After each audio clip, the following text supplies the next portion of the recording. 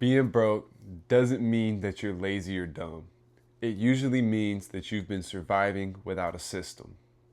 If I woke up today with basically nothing extra, here are the first 5 steps I would do in this order. This isn't going to make you rich or wealthy. It's to build stability fast. The first win is not about the money.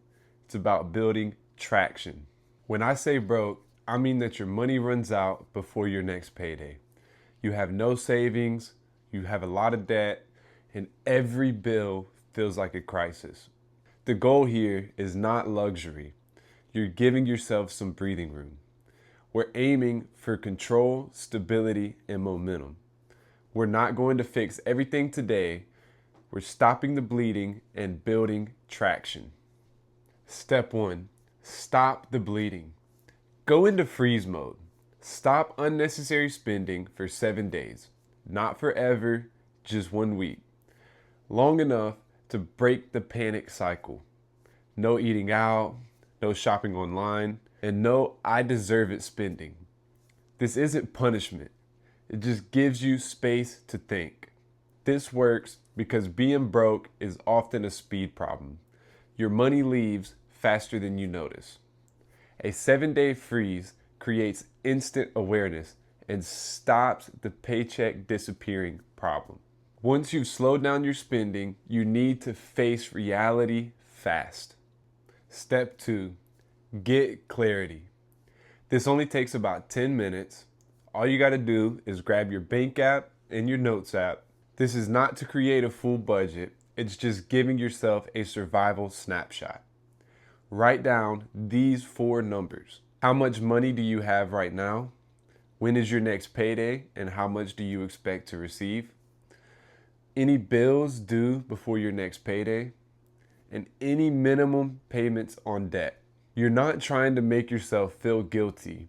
You're just looking at the facts. Your fear goes down when the numbers go up. If I have $300 in my bank account and $200 in bills due before my next payday, that's not guessing. That's looking at the facts and making a plan. It allows you to know what you're working with. And once you know what you're working with, you're able to protect the basics. Step 3, protect the basics. I always like to say to save first, because if you wait to save what's left, there will be nothing left. But if you are actually broke and you barely have any money left to survive, you need to make sure that the basics are covered. The basics are housing, utilities, food, and transportation. This is what it actually takes for you to live your life every day. When these aren't covered, everything spirals out of control. Now that the basics are covered, we need a win, because wins create momentum. Step 4, create a small buffer fund. If I was broke, my next goal would not be $10,000. It would be a small amount of savings for unexpected expenses in life. I would start out with $100 and then $500. One small emergency should not wreck your whole month. Some realistic ways to build this buffer: sell 5 items that you don't use, cancel 2 subscriptions right now, pick up an extra shift at work or a small side job, do a cash-only week for spending categories. Because whenever we swipe our card, sometimes we don't really realize how easy it is to spend. But if you have that cash and you're spending the cash, you see the money leaving. You're counting the cash every time you spend it, and it makes us realize how much we're really spending. You can also return any unused purchases if you're able to. Where does this buffer fund go?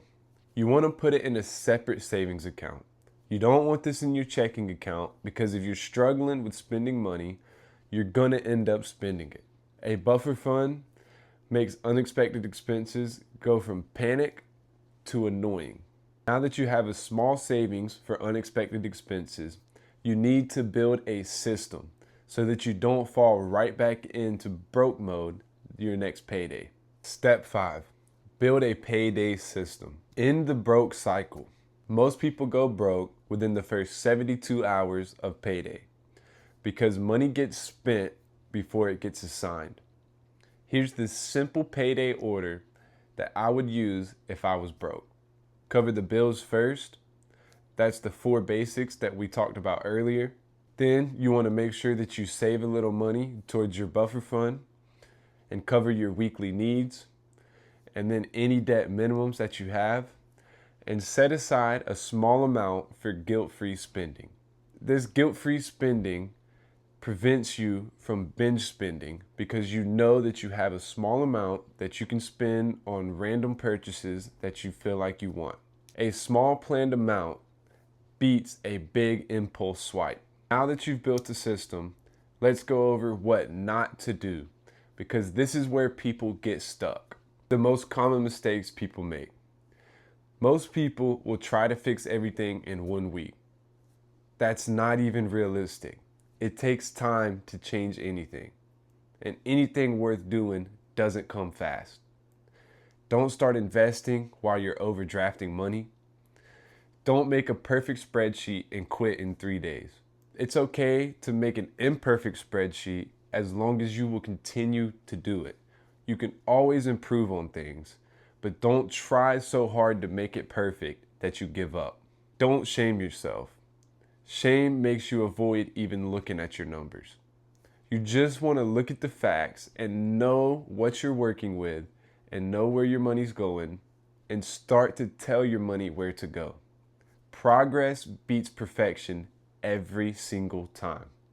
If you're broke today, start with steps 1 and 2 right now. Don't hesitate. If you wait until you feel like doing it, you'll be waiting forever. Take action today.